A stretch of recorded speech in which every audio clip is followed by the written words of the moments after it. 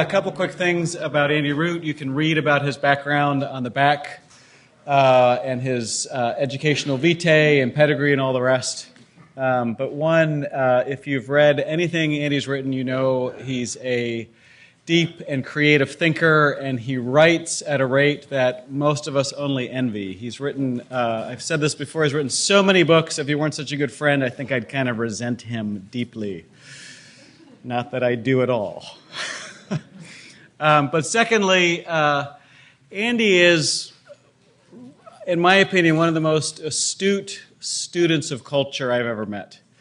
And by astute student of culture, what I really mean is he watches way too much television. But puts it to creative use through theological reflection. And so as we're thinking about faith formation, identity construction in a new era, first person that came to mind was Andy Root, and I ask you to welcome him to the stage. Thanks for being here, Andy.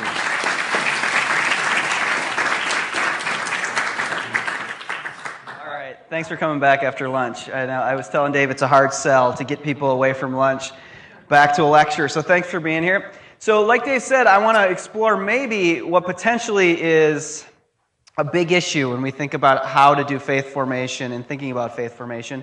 And that's really this question of identity. I think one of the tasks for all of us in late modernity is to have to answer this question for ourselves: who am I? And that question remains a pretty open question. And I think it's a question younger generations of people have to ask. Adolescents, young adults have to ask this question: who am I?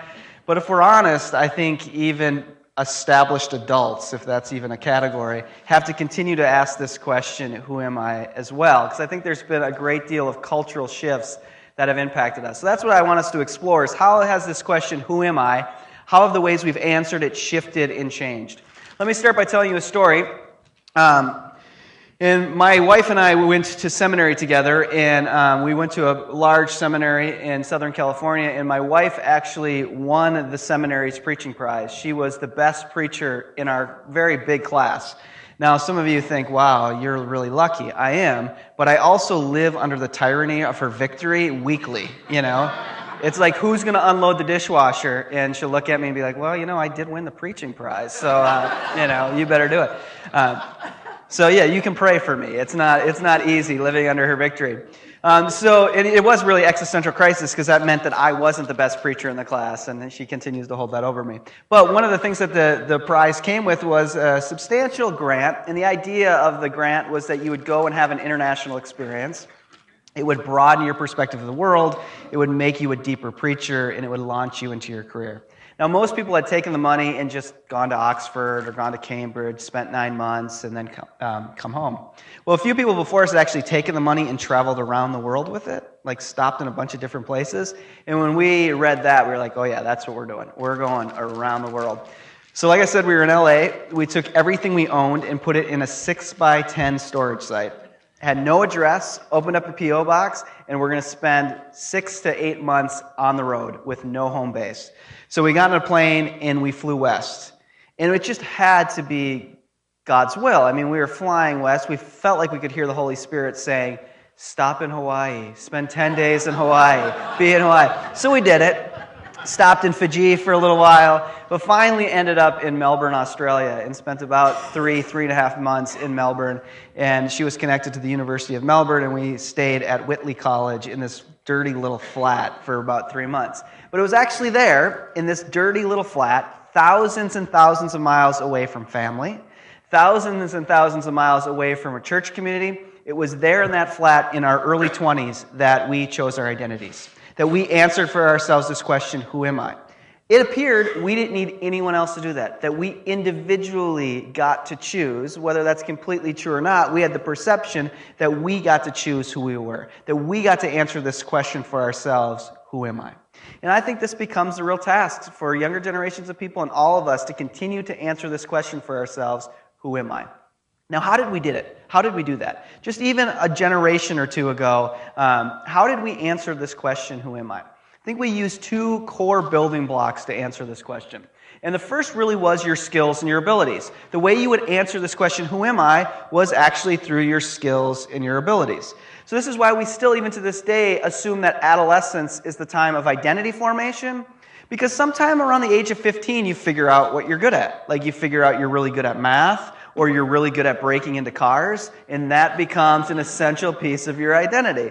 That tells you who you are. So we'll go with the positive route. We'll say that you discover you're really good at math, you graduate from high school, you go to college, you become a math major, you graduate, you start applying for jobs, you get a job doing a corporation's books, and when you go to a dinner party and you introduce yourself, you say, "Hi, my name is Bob," or "My name is Mary, and I'm an accountant." That your identity really in many ways revolved around your work. Your work helped you determine actually who you were. But it wasn't just your work that helped you answer this question, who am I? It was also your love. So sometime between the ages of maybe 16, 17, and maybe 23, 24, you'd find your sweetheart, you'd fall in love, you'd have 2.5 children, because that's the demographic. This is why, if you've ever watched The Simpsons, why Maggie on The Simpsons never grows up, so they can always be perfectly 2.5 kids. See, you've learned something today. Now you can say, hey, I learned why Maggie on The Simpsons never grows up. But you'd have your 2.5 kids, you'd start volunteering for the PTA, you'd start coaching Little League or doing whatever, and when you went to that same Christmas party, you were not only an accountant, but you were also a husband or a wife. That your identity really revolved around your work and also around your love or this commitment that you made. It's actually no wonder that Sigmund Freud, which, if most of you have read Sigmund Freud, know that Freud actually wasn't into talking about healthy people. Like what got Freud excited was not waking up in the morning and thinking, oh man, I have to talk to these well-adjusted people all day. No, what got Freud excited is when he woke up and looked at his daytimer and said, hey, there's that guy coming in who's having dreams of his genitalia falling off. This is going to be a good day. This is going to be exciting. So Freud actually wrote very little about healthy people. But the little that Freud actually wrote about healthy people, interestingly enough, Freud said the healthy person is the person who can work and can love. That's the healthy person. The end of the Victorian age into the early 20th century, to have an identity, to be a well-adjusted person, is to be able to work and be able to love. That we really built our identity around these things.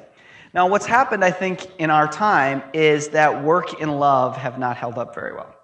That we've seen them melt a great deal. That they're not necessarily what they used to be. And I think it makes a solidified identity that you decide when you're 18, 19, 21, and then have for the rest of your life, it makes that more porous and more open. For instance, just in the last number of decades, we've seen the melting of work. That work is no longer what it used to be. Don't you feel like this way in your confirmation class or whatever? Like when a kid comes up to you at 15 and says, I know exactly what I want to be when I grow up. We don't humiliate the kid, but we also kind of pat her on the head and think, that's sweet, honey. I hope you get to do that. But you're so naive and cute. We tend not to think that 15-year-olds pick what they want to do with the rest of their lives and actually do it. How many people in our churches say things like, well, I'm 42 and I'm still trying to figure out what I want to do when I grow up? Which doesn't mean that they're lazy or they're uncommitted. It doesn't even mean that they're unusual. It actually means, yeah, for a while I was doing what I wanted to do. And then that job went away, got downsized, or we moved, or something changed. And now I'm still trying to figure out what I want to do. That we live in a time where our vocational jobs are really quite liquefied. And it's very rare that you will do one job for 10 years. That you will work for one corporation for 10 or 15 years. In our churches, we used to have this phenomenon, and you can still find it with some of our folks, of the gold watch phenomenon. That when you used to retire from a corporation and had worked for them 40, often 50 years, you would retire and they would give you a gold watch. Look around our churches today. There are fewer and fewer gold watches. With corporate mergers, with downsizing, with technological change, again, it is very unlikely that you will work for one corporation, let alone do one job for most of your life. When the economic downturn happened a few years ago, there was a study reported that was really interesting. And the study actually said during this downturn, and was pointed to this kind of ethos of American work life, actually said that Americans on average changed careers, not jobs, but careers on average every 20 months. That's an amazing amount of transition. And by careers, I mean like you were in higher education and now you're like a dental assistant. Like you change radically what you're doing. That's an incredible amount of fluidity of people in our churches. Now this is completely anecdotal, but I think that the pep talk that Parents used to give their incoming freshmen when they would drop them off, say 20 years ago, 25 years ago, when they would drop them off at the freshman dorm for that first week. Again, this is anecdotal, but I think the pep talk used to be, figure out what you're good at and become as good at that as you can. I mean, go deep. And for God's sakes, don't become a philosophy major. I mean, I think that's what every parent said, you know. But figure out what you're good at and go deep. Be the best you can be. I don't think, again, this is anecdotal, but I don't think that's the pep talk parents give their incoming freshmen when they drop them off anymore. I think the pep talk now is, when we drop off the freshmen, is, hey, don't get too bogged down in one thing. Keep your options open. And, you know, like, maybe do something with computers, because we have no idea what the economy is going to look like and the job market's going to look like in 5 or 10 or 15 years. But we're kind of sure there's going to be computers, so, you know, maybe be a computer science major. But it's this idea of this kind of openness and fluidity where even just a few decades ago, it was go deep and figure out what you're actually good at and be committed to that. So we've seen this melting of work. But I also think we have seen, as unromantic as it sounds, this melting of love. That love may not be what it used to be. And what I mean by that is we used to assume that there was one love for one person, that everyone had one love for one person. But now, with a high divorce rate and late marriage, on average, demographically, people now get married at 28 and a half, which means a lot of people are waiting until their 30s. So with a high divorce rate and late marriage, it's very unlikely that you fall in love once and stay with that person forevermore. I mean, we can debate that, we can grieve that, but it just tends to be a reality right now. That there's a great deal of fluidity in how we think about love and how we think about commitment. And if these kind of demographical realities, I mean, these have huge ramifications on the church, huge ones. I mean, it seems like, wow, this is just an interesting transition, but no, this has actually really significant ramifications on the church. I don't know if anyone's seen Robert Wuthnow, who teaches at Princeton, his book, After the Baby Boom. Have you seen this book? Here's my official 10-second review. Really important book, super boring. Super boring. That's my official review. What I mean by that is the introduction and conclusion are fascinating. Unless you are really into statistics, the middle will help you sleep at night. But what Wuthnow has actually tried to do in this book is he thinks he's found statistically the reason for mainline decline. Like the reason statistically that we've lost the main line. And this is just a great sociological reality, is when people figure out stuff statistically that you already intuitively know, and they got from some granting organization like $2 million to tell you that, and you're thinking, hey, if you would have asked me, I could have done that for, $500,000, So what we basically discovered is he discovered actually that the reason of mainline decline, that the statistical drop of 12 to 14% of Episcopalians, Lutherans, Presbyterians, Methodists has everything to do, and you already all know this, with the loss of the 18 to 35-year-old.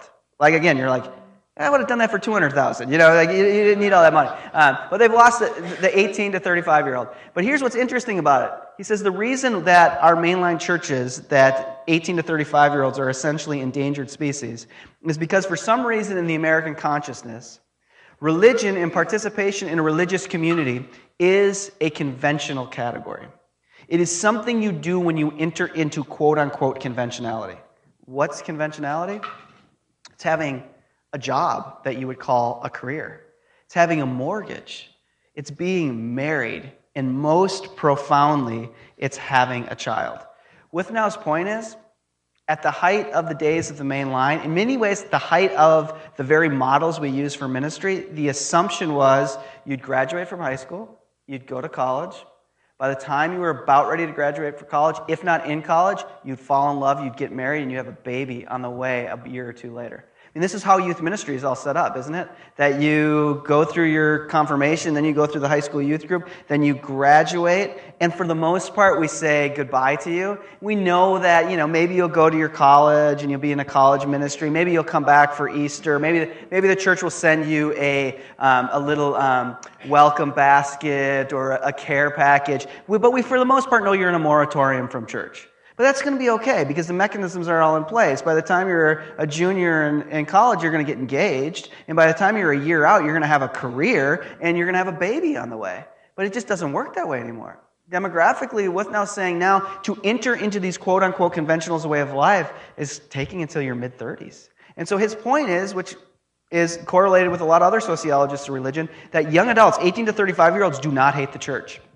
They actually, the media loves to report this, but the truth is they have no hard feelings towards the church at all. They do not hate the church. They do not despise the church. They have very few hard feelings. Now, before we pull a muscle patting ourselves on the back for that, the reason they have no hard feelings towards the church is because it's really hard to be mad at something you just don't care about. Like, why would you be passionately opposed to vanilla ice cream? Like, it's just, why be angry about it? And so the good news is they don't have any animosity. The bad news is his reasons it just doesn't matter to them. It's hard to care about it.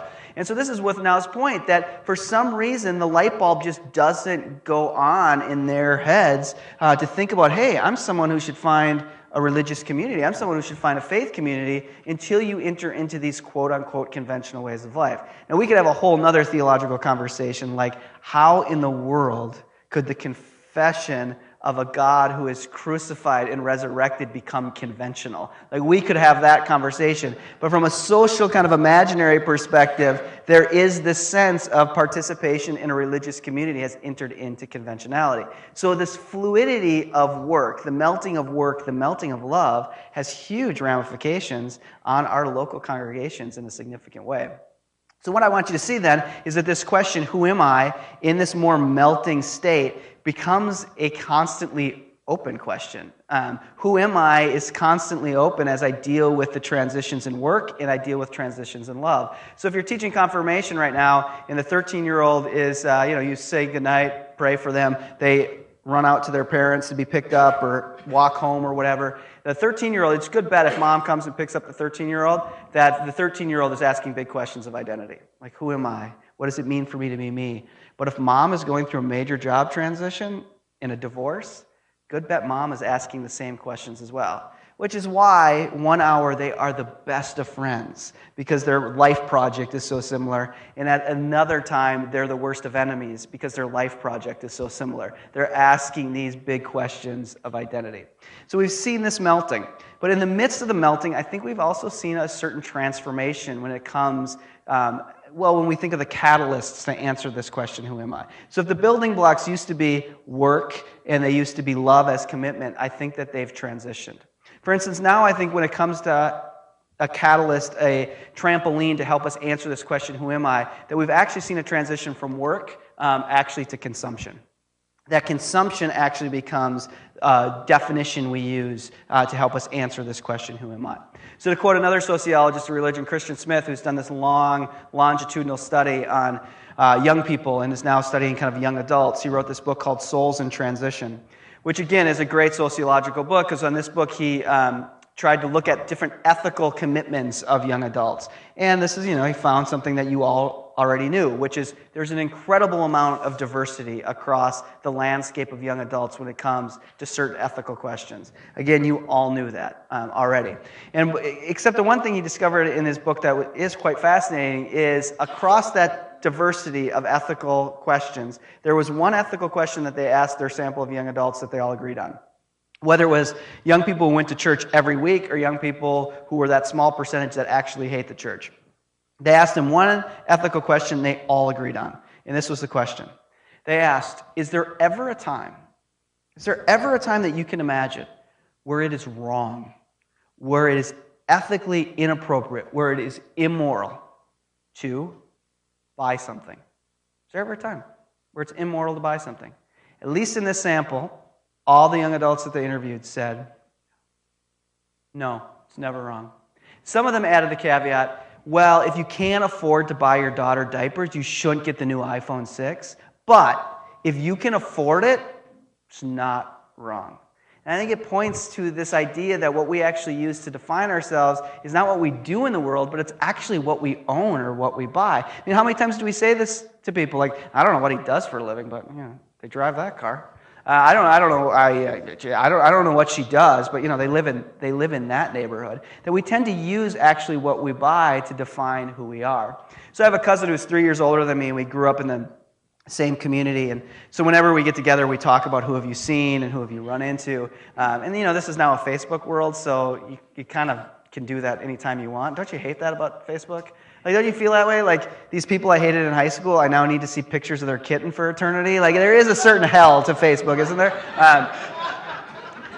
So my cousin and we'll get together and we'll talk about who have you talked to, who have you run into, who have you seen, and so we'll talk for a while. And then a few times he's gone on this rant because we'll be talking and he'll say, "Oh yeah, I saw so and so at a bar, or I saw so and so at a sporting event," and he says, "You know what they asked me? Do you know what they asked me?" Thinking, "Wow, no, what is it?" He said, "You know what they asked me? They asked me what I do for a living. Why do people care what I do for a living? I'm so much more than my job. Why would you ask me what I do for a living?" Now, he's got nothing to be ashamed of. He's a mortgage broker. He's not a pimp, Actually, if you think, I'm not going to go there. But he's got nothing to be ashamed of, but he hates it. He absolutely hates it when anyone asks him what he does for a living. But he's as guilty for this as I. I'm right there with him on this, is that the conversation has shifted often, and we'll start talking about the new addition he wants to put on this house, the new flat screen TV he wants to buy, the new Jeep Cherokee that just came out. Does not want to talk in any way about what he does for a living, but, our love for Apple products, we love to talk about. So in many ways, I think we use what we buy to actually define who we are, that our identity really revolves around what we own and what we buy. Now, Dave said this in his introduction, but I'm a major TV-aholic. But I just figure, to justify this, the TV raised me, so I owe it 6 hours a night, Like, if you had an aunt who was there for you in your childhood, so, that's why when I turn it off, I kiss it before I go to bed every night. But for a TV-aholic who was raised by the TV, the worst thing that's been ever created, and at the same time the most glorious thing that's ever been created, is the on-demand button. Yeah, you guys know. For a TV-aholic, it's the worst because, it's a beautiful summer day. You live in Minnesota, Andy. Go outside and enjoy the weather. I could watch 8 episodes of The Facts of Life. Like that. Well, maybe I should do that. So one summer day, I was inside. I was bored, and I flipped on. And the first place you go when you're a TV-aholic, the real drug of a TV-aholic is you go to HBO first, So I went to HBO, and I saw a miniseries that was a few years old that I had not seen. And it was the Tom Hanks miniseries. Tom Hanks is great at making miniseries about his parents' generation, Band of Brothers and others. And he's made this miniseries, late 90s actually, it came out, and it was called The Earth to the Moon. Did anyone see this? It was about the Apollo moon missions in the 1960s. Now, this will just tell you how much I paid attention when I was in high school, because I knew nothing about the Apollo moon missions, like nothing. And I figure, this is how you learn history. You watch TV. Don't kill me, historians in the room. So I decided to watch this, and I was riveted by it. Just riveted by the whole thing. But one of the things that really stuck out to me that I couldn't shake was how these astronauts in the early 1960s who enter into the Apollo missions were incredibly vocationally deep people. Many of them had been fighter pilots in World War II. They all had to be top of their class mathematicians. Many of them were star athletes at their colleges. These were people with incredible vocational depth. And because they had that, they entered into the space program. And because they were in the space program with that vocational depth, they were cultural celebrities. They sold orange juice. They were on late-night talk shows. Now think about that historical unfolding from, we'll just say, early 1960s, and we'll just go to the early 2000s. In a celebrity, someone who does the most complicated mathematics to Kim Kardashian and Paris Hilton. What do they do? What do they do? They can't do math, we know that. What do they do? They don't do anything. They don't do anything. Actually, I take that back. Paris Hilton does cocaine. But besides that, they don't do anything, except they do one thing very, very powerfully. They buy stuff. And that's how you hear about them. TMZ says, Paris or Kim has returned from European fashion season with trunkfuls and trunkfuls of the new wardrobe for this season. They buy stuff. And they become celebrities to us because we can construct our own identities as we watch what to wear or what not to wear. So I think we construct our identities around that which we buy. And the good news for that, if there's a good news on that, is all you have to do is stop by the Gap or stop by the Apple Store. If you change your consumer patterns, you can change your very identity. Just change your wardrobe, and in many ways you become a new person. It has something to do with the whole makeover phenomenon. Remember the whole makeover phenomenon? It's still on. If you turn on TLC on your cable dial, it's basically like the makeover channel. It's just on all the time. But if you watch the personal makeover, they all unfold the exact same way, don't they? The makeover happens, and they end with the camera in the person's face, and they're supposed to articulate what this experience has been like for them. And you know what it's called in the business? It's called the confessional, which is pretty interesting. So they give their confessional, and their confessional always goes the same way. The way they describe what has just happened to them, they always use evangelical language. What's this experience been like for you? This experience has changed my life. I feel like an all-new person. I feel born again today. Everything is new for me. What's happened? You got your teeth whitened, you got a new haircut, you got a new closet full of clothes, but it becomes the very catalyst to feel like an all-new person. Essentially, they're saying, my identity has changed today, thanks to this show. So I think we use what we buy to actually define who we are. And so, and with easy credit, you can go a pretty long way buying stuff without much money at all. All you need to do is, run your credit card. One of the biggest debates we have in this country, where it ebbs and flows as a debate, is university college students who come out of school with what? $40,000, $50,000, $60,000, $80,000 of student loan debt. But on top of it, they often come out with $10,000, $15,000, $18,000 of credit card debt. And one of the easiest places to get a credit card in this country is actually in a quad during registration time in a state university. You can sign up for Bio 101, the Ultimate Frisbee team, and a Visa Gold card all in the same table. And why? I mean, why haven't we, in the midst of knowing this is a pretty problematic reality, why haven't we stopped it?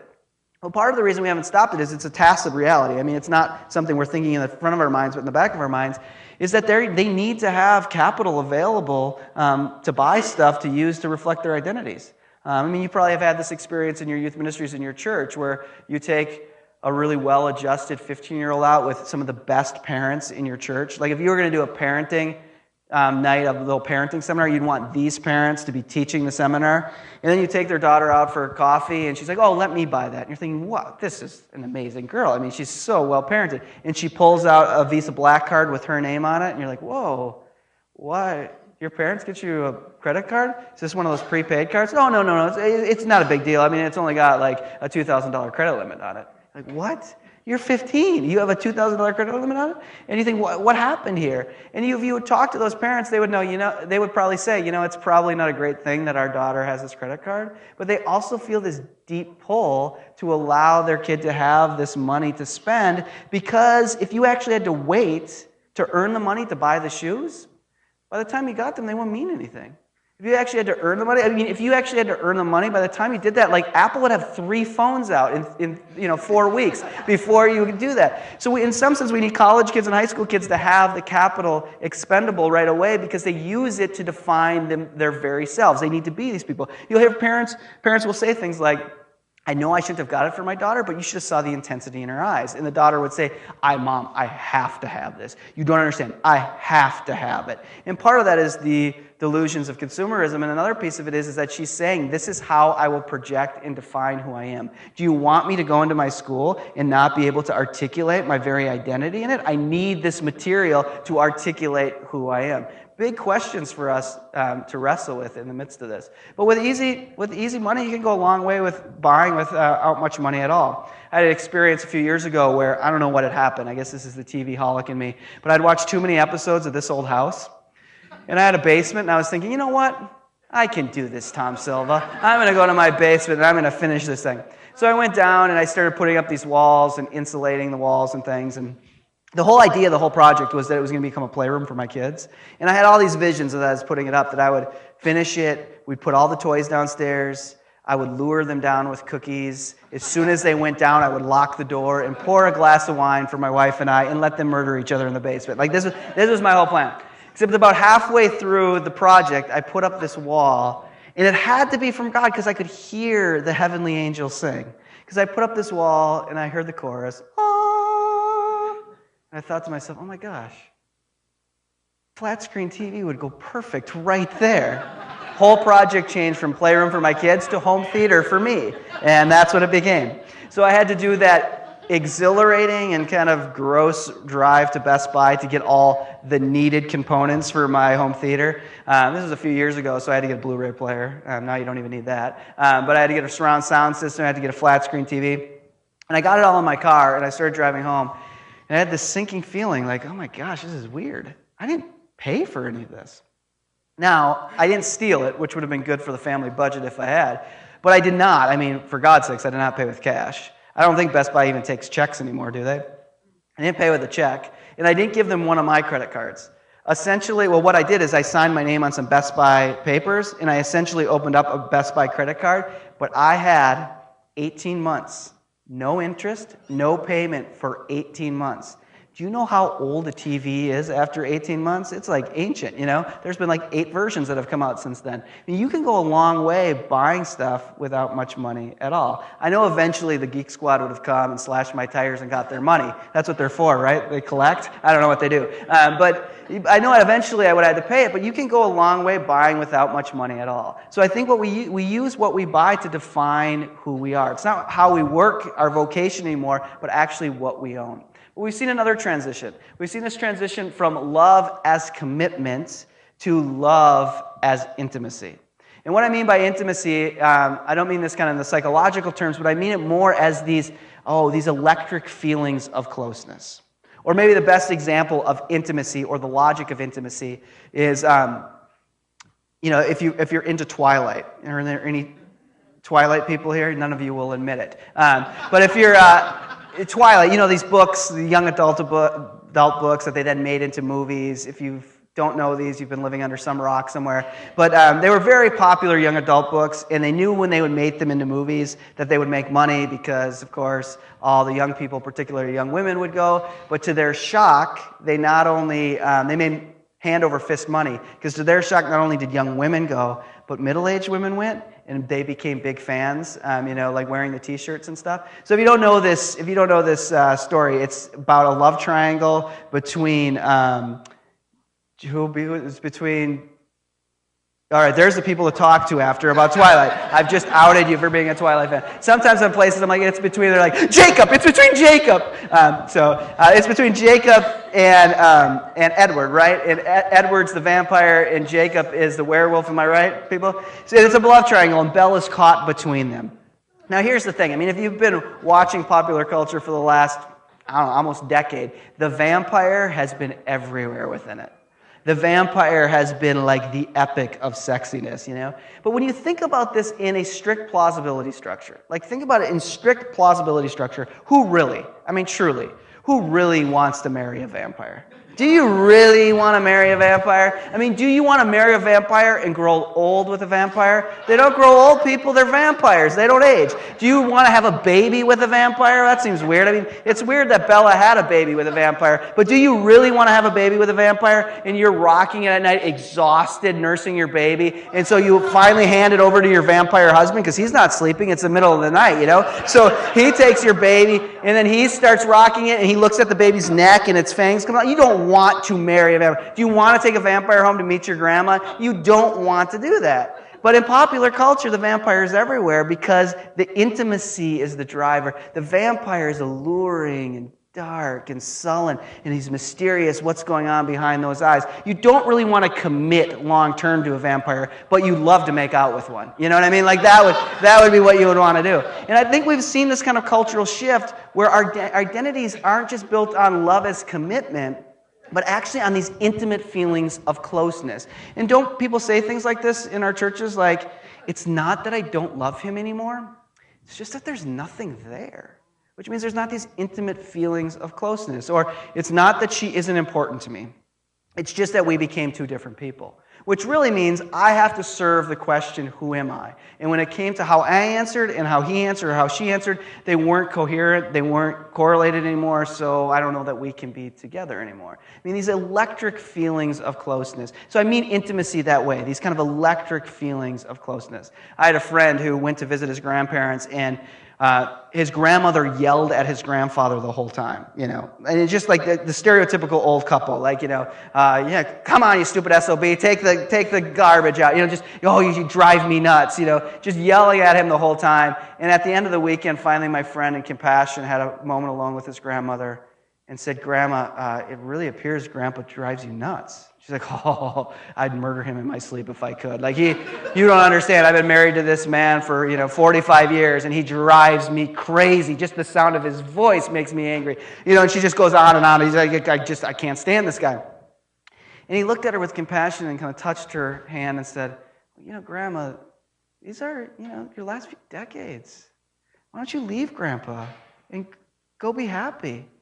And she pulled her hand back and looked at him like he was speaking another language. She said, why would I leave him? I love him. And so there's this sense of feelings of closeness don't necessarily correlate with commitment. Now, I know things are always more complicated than that, but there is this sense where we've kind of made this transition that what matters is intimacy. Or to give you another TV example, I hate to admit this, and you can pray for me or belittle me, whatever is easier for you, but I have watched every episode that's ever been on of The Real World on MTV. If you don't know The Real World, it's about 7 strangers who are picked to live in a house when things stop getting polite and they start getting real. It's The Real World. See, I'm glad there's some people who get the joke. That's how the show starts, people. Anyhow, it's been on since the early 90s, and I've watched every episode, and it's really just the same show. If you haven't seen it, it's about 7 young adults who live in some American city in some house together. All they do is get drunk and hook up with each other, and I'd like to say there's more to it, but that's it. That's all it's about. But I watch it. I've watched every episode ever, and I tell myself it's for research purposes. That's how I sleep at night. It's really not. It's just, I got a streak going, so I got to keep it going. But so I watch every episode, and a few seasons ago, they were in D.C., and the same thing, the same larger themes happen on every season. And what always happens is someone comes with a really significant dating relationship, like they're in love with someone, but they've decided to be on the show, and shocker, the relationship doesn't hold up very well when you're going out every night, drunk, hooking up with other people. It's pretty hard to keep significant relationships going. So there's always this sense of, should I stay with this person that I love? So on this season in Washington, D.C., this guy is explaining that. He has this girl he loves back home, but he's having fun, and she's not so happy. She's feeling jealous. So he spends, what appears to be quite a while talking to his roommate about this tension in his relationship. And she just sits next to him and just empathically listens and is just there for him. And then he concludes, and she touches his elbow, and she says to him, you know what I think, Trey? You know what I think? I just think if it's hard, it shows you it's not meant to be. That is the very logic of intimacy. I don't know if you've been in a relationship for 5 or 10 minutes. It's all hard. That's all it is. You know what I mean? It is beautiful and it is wonderful, but it is nothing but hard. But that is the logic of intimacy. Intimacy, as we're kind of framing it here, you'd like not to make out with a person at the office Christmas party, but you had a few too many drinks and you find yourself in the coat room. You'd like not to do that, but you do it. And there's this sense, I think, now where we feel like you're missing something in life if you don't have this kind of intimate encounter. Now think about how this changes the church again. I'm not one that is big on, let me give us a romantic kiss. There's a romantic kiss for us. But I'm not one that's big on generational theory. I think it can be helpful. I think it can be fun. But to say if you were born in this period and like this kind of music, you're like this, and if you're born in this period like this kind of music, I think generational theory is nice. It's helpful, but I think societies and cultures are much more complicated than just when people were born. That said, I think we do have a certain generational issue we have to deal with in our churches right now. And the generational issue we have is that we're in a time where our older folks, our folks who have been in our churches for quite a while, really were people who came of age creating an identity around work and commitment. And they see the church as something that you work at and that you're committed to. And you see a younger generation of people, which I would include myself in this, that really came of age creating their identities around consumption and intimacy.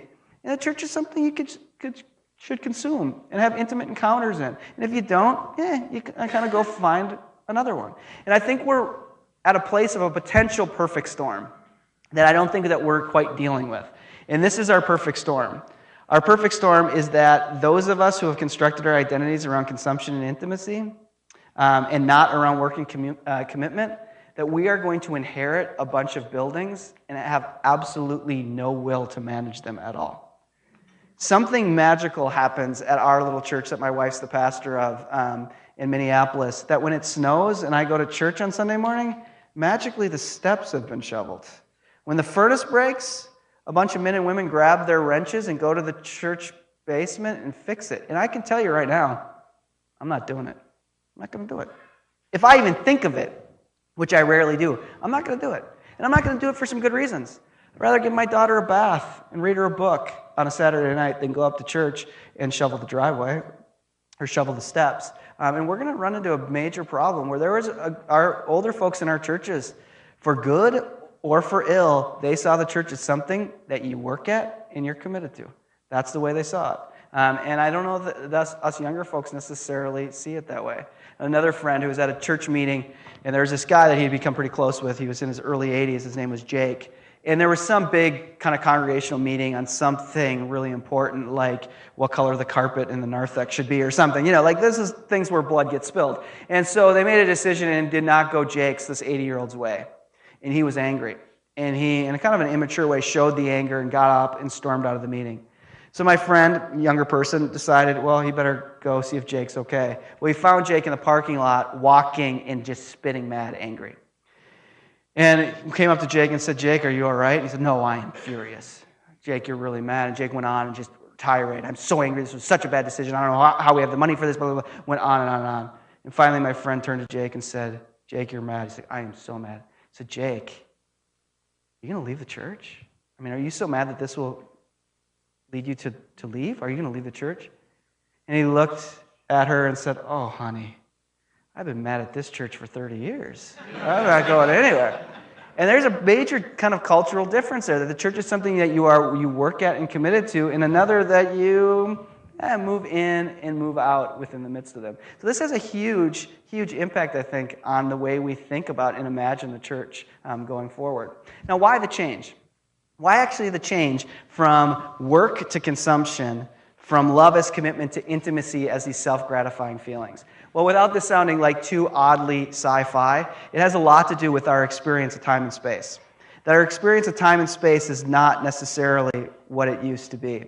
Zygmunt Bauman, who is a Polish-German sociologist, actually makes this comment where he says, all of us today, we all are movers constantly. We're always in a constant state of motion. Even when you're sitting still, in this day and age, you are moving. I am not naive enough to know that many of you are so slick at pulling out your phones and moving while you're sitting still. One of my most anxiety-filled moments teaching at Luther is almost every student has their computer screen up, and I'll be in the middle of such a life-changing lecture point, and I'll look over at a student, and I will see he takes a kind of wry smile on his face. And the first thing I do is check my zipper to make sure that's not down, because this could be a real problem. But then I start to realize that I'm not saying anything funny, but he's kind of laughing. And I realize he is in the room, and he has a window open. I mean, he has a Word doc open, and he's taking notes, but he's also not just in the room.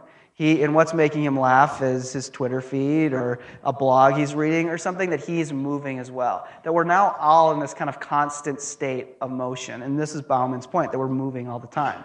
The thing about consumption and intimacy is it has a great advantage when time and space speeds up. That consumption and intimacy is not very time possessive.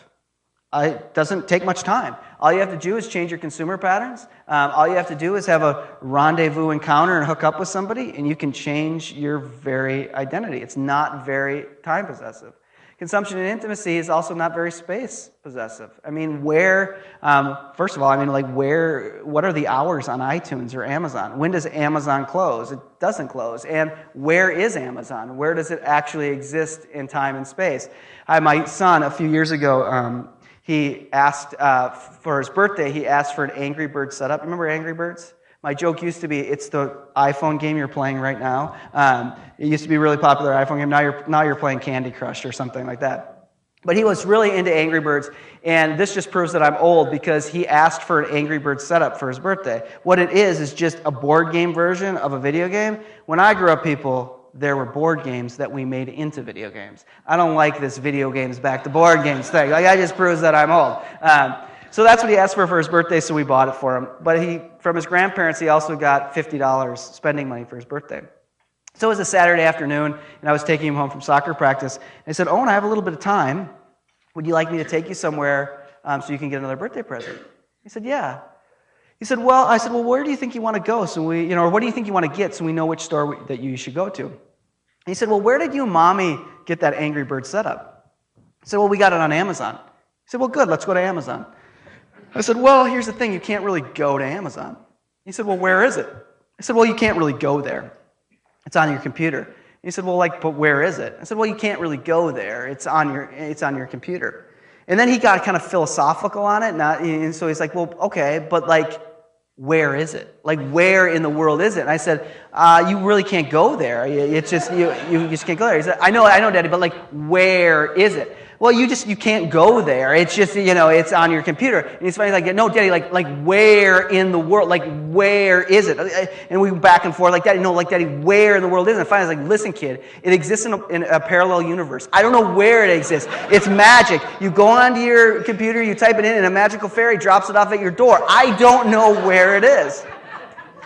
And this is the world we live in. In a sense, consumption and intimacy has this great advantage that it is not very time possessive, and in a blurring of space, it can happen. All you have to do is change your consumer patterns. All you have to do is change your romantic encounters, and you can feel like an all-new person. So it has this great advantage, but of course it also has a dark side to it. And that's, of course, the dark side is that consumption and intimacy, while allowing you to quickly change your identity, also are fundamentally built to fail. I mean, that's the way they work. I mean, I'll admit this. I don't know if you all will, but I will. Consumerism works for me. I mean, it works. Don't you have this feeling? Will anyone admit it? You go to bed, you've got something new, and you wake up in the morning. And this happens to me. I wake up in the morning and be like, coming out of the fog of sleep and think, I got this feeling there's something good in the world. What is it? What's good in the world? And I look at my wife and I say, it's not you. What is good in the world? Oh, yeah, I got a new phone. I got a new computer. It actually works. The problem with it is that feeling doesn't last very long. Maybe last a week or two, but that's okay because all you have to do is go back to the mall and you can get that feeling again. I don't know, did anyone grow up with this gum called Fruit Stripe? Remember Fruit Stripe?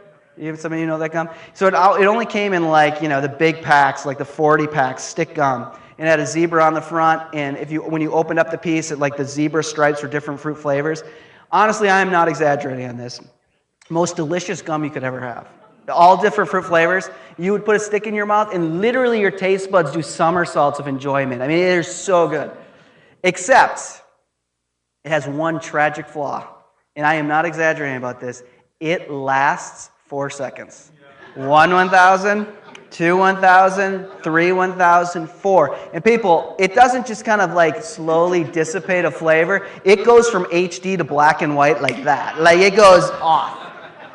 When I was a kid, my mom would take me to the grocery store, and our deal was that I could get this pack of gum right at the beginning, and I could chew as much of it as I wanted as long as I kept my mouth shut and followed her in the aisle and didn't make too much of a racket. So what I would do, I was a genius child, so I'd take a piece out, I would chew it until it was dead with flavor, and instead of spitting it out, I would take another piece and baptize the old piece with the new flavor. So by the time we got to the checkout aisle, I had nothing but empty cartridge of gum and a wad of tasteless gum in my mouth. But Fruit Stripe is a great, great analogy for consumerism. It actually works. It actually tastes good. It just quickly loses its meaning, its flavor, and you just have to go back and get another one. It's no wonder now you can actually get your insurance to cover you for having an addiction called a shopaholic. You can actually be a shopaholic.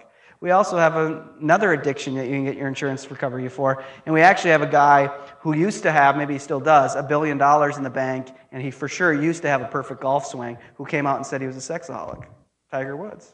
That you can get caught in these ruts of intimacy and consumption, and they actually can fail you deeply. But when we think about this against the backdrop of faith formation, one of the ways, especially with younger generations of people, we thought, well, how do we do faith formation in this changing world and the changing landscape of identity? Well, one way has been to think about take the marks of consumption and intimacy. It's amazing when I go to big youth ministry events and walk through their exhibit hall, how much stuff you can buy for your kids to follow Jesus. And so we kind of think well, the way we'll do faith formation with this generation is, we would never say this out loud, but it's well, if they buy for Jesus, then they follow Jesus. So we should buy them t-shirts and Bibles that look like magazines and magazines that look like Bibles and, all of this stuff and necklaces and earrings. And it's amazing how much stuff you can buy for your kids to follow Jesus. And in a sense, we play that intimacy level too. The way to think about faith formation is help kids be intimate with Jesus. I play hockey, and I've played hockey on men's hockey teams with a lot of guys who would never go into a church. And sometimes when they find out I teach at a seminary and my wife's a pastor, the first thing they'll often ask is, hey, so is like your church one of those karaoke churches? Which what they mean is like the words are on a screen behind. And I've never thought of it that way, but hey, that is kind of like karaoke, isn't it? So they'll say, is your church one of those karaoke churches? And then they'll say, also, do you guys have like all that, like Jesus is my boyfriend music kind of stuff that you guys do? And you kind of think about it. I was raised on kind of praise and worship music and like it a lot, but it's amazing that you could easily change Jesus with Justin and it would work. Like, Justin, take me by the hand and walk me next to the stream, and you know my thoughts better than I know myself. I mean, there's been this way, and the whole movement hasn't been in that direction, but there is a sense, I think, in the church that we glom onto that because we have this sense that to have an identity is to have intimacy as these self-gratifying feelings, and that becomes essential. So one of the ways we could think about doing faith formation is just find ways in our church to take on consumption and take on intimacy as a way to do faith formation. I don't think it's a good idea.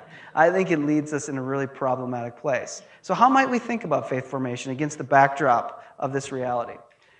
Well, of course, I think it would be helpful to return to the biblical story here. And one of my favorite stories is the story of Jacob. And you all know the story of Jacob very well. That Jacob, like a good Hebrew, his name is his identity. And Jacob is the heel because he comes into the world holding his older, hairier brother's heel. But then he lives into the name, and he becomes a heel. He becomes a con man. And if you watched Lost, he is Sawyer on Lost. I mean, he's a con man, and he becomes pretty darn good at it.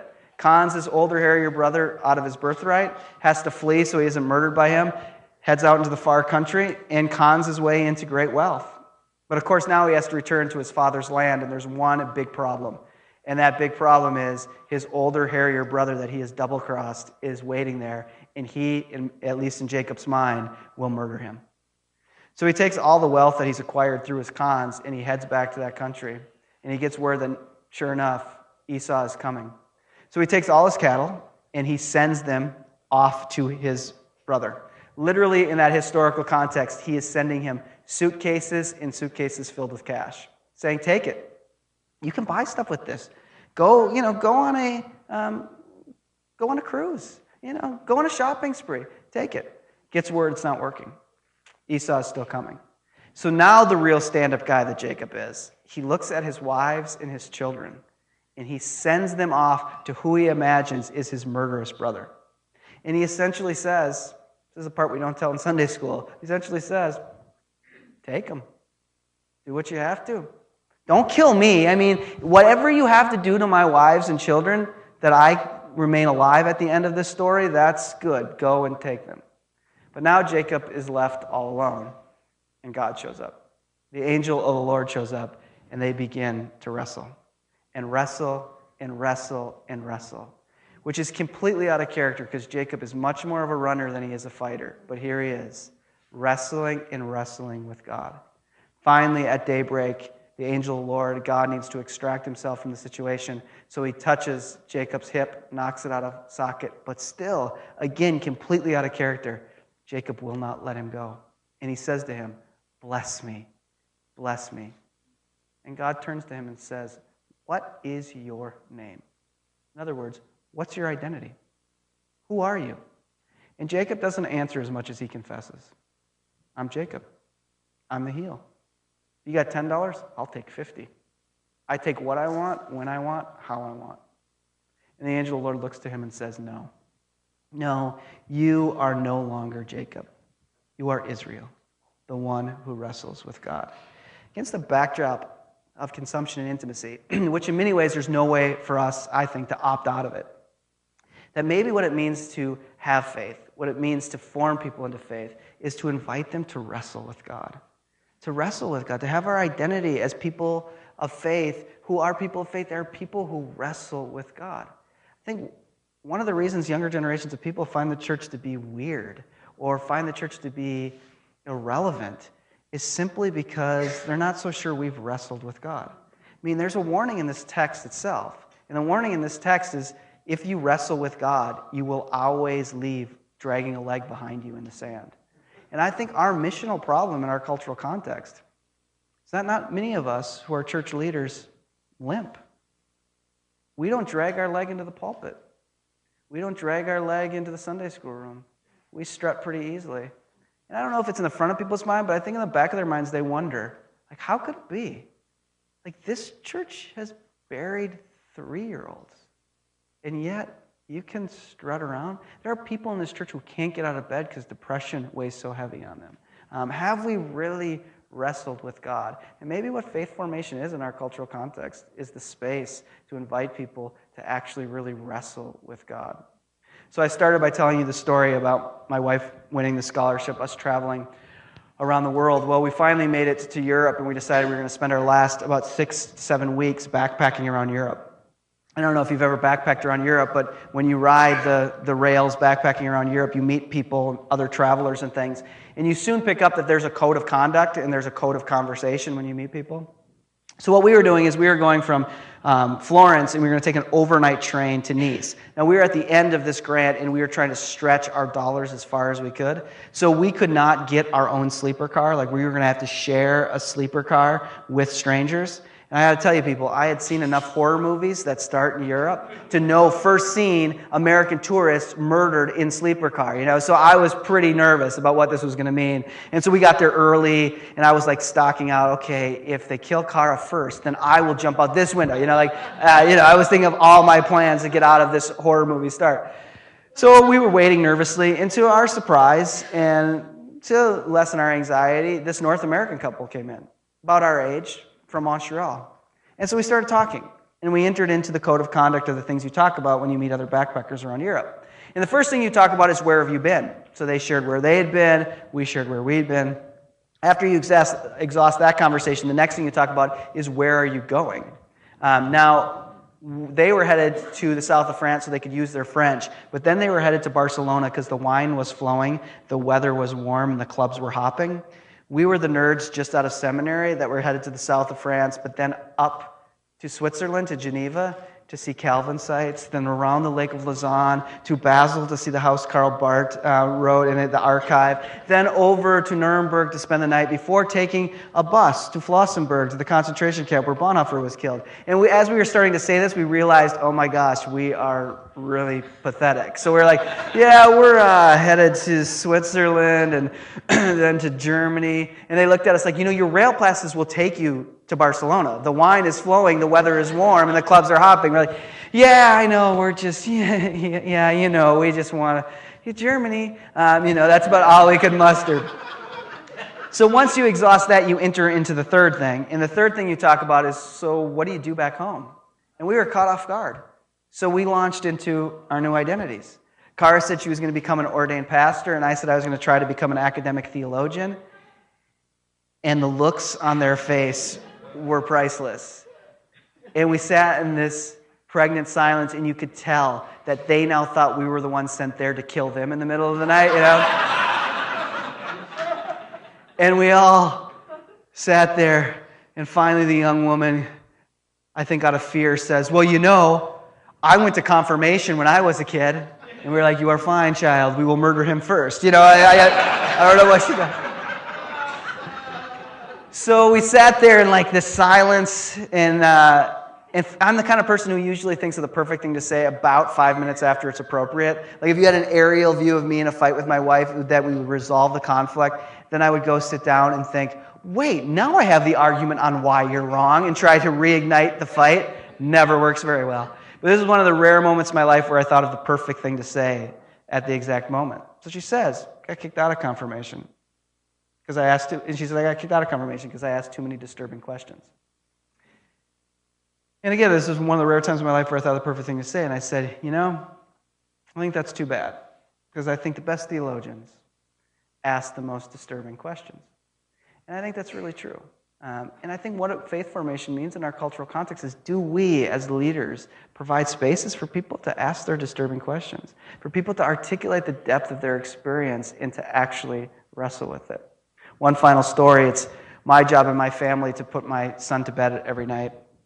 And I can never tell if, when I do, he always has questions and issues right at bedtime, and I can't tell, are these ploys to stay up later, or are these real? And you need to know, once I get this boy to sleep, then the important things of my life can begin, which means hours and hours of the Real Housewives of Orange County. These are the things that motivate me getting this kid to sleep.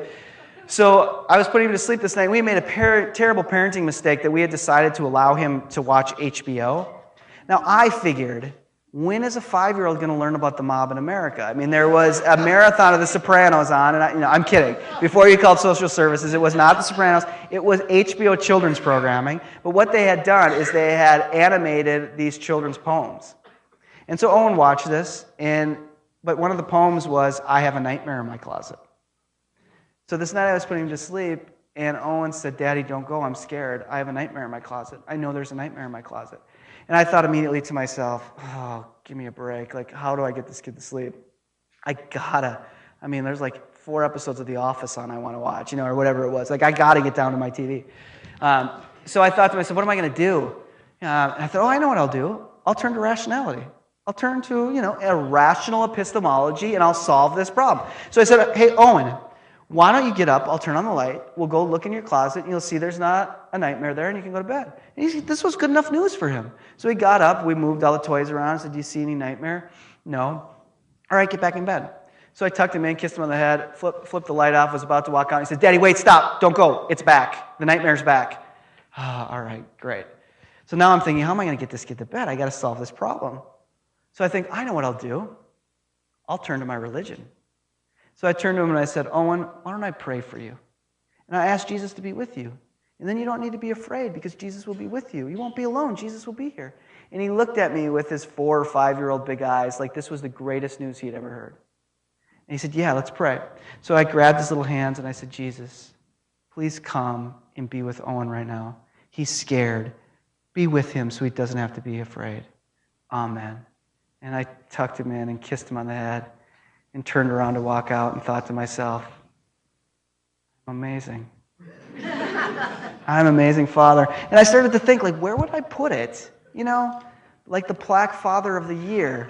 Is it pretentious to put it right when you walk in the house? Or where should I put it? So I'm walking out and I take this step and I hear him say, Daddy, wait, stop. And I'm imagining, in that split second, I'm imagining what's going to happen is I'm going to put my foot down, I'm going to pivot and turn to him, and I'm going to see his eyes wet with appreciation. And he's going to say, Daddy, thank you. I'm so lucky to have a daddy like you. That's what I imagine is going to happen. So he says, Daddy, wait, stop. I put my foot down, I pivot to turn to him with this expectation to take in my son's great appreciation. And I turn and say, yes, Owen, and he says, so where's Jesus? And I said, well, Owen, we prayed, and Jesus is with you now. He said, no, Jesus isn't here. I said, Owen, Jesus is here. We prayed, and Jesus is here. He said, no, Daddy, Jesus isn't here. I said, Owen, Jesus is here. We prayed, and Jesus is here. He said, no, Daddy, Jesus isn't here. I'm thinking, hey, listen, kid, I have 3 advanced theological degrees. I know how this works. When you pray, Jesus is here. And finally, he looks at me, and he does that one big tear of frustration that paints his cheek. And he looks at me and he says, Daddy, I am afraid, and Jesus isn't here. And you wonder about that. You wonder when the church gets co-opted by consumption and intimacy, or think we have to take on those frames, how much platitudes just filter what we do. And people come in our churches, they got big damn nightmares in their closet. And we just keep on saying, Jesus is here, everything's okay. It's going to be okay. Let us pray for you or whatever, Just be positive. But they got big nightmares in their closet. And I wonder if what it means to be people of faith, what it means to invite people into a process of formation is to dwell, yes, in the presence of God, but also in the absence of God. And to wrestle for God in those moments of our nightmares in our closet, of our disturbing questions, of those places where we wrestle with God until daybreak. Maybe that is our great confession of faith, is this beautifully powerful but weak assertion that we are the people who wrestle with God until daybreak. Let me pray for us. God, thanks for this time together. Thanks for the opportunity to meet others, to think, to laugh. We ask that it would be pleasing to you, God, and that you would use it as a way to minister to your people. As these people before me, God, leave today, may you remind them in their head, but even more deeply in their heart, that what they do that the ministry that they participate in is so deeply pleasing to you, God. That you are with and for them in every way. So give us strength and give us courage. Amen. Thank you guys for your hospitality. It's been great to be with you.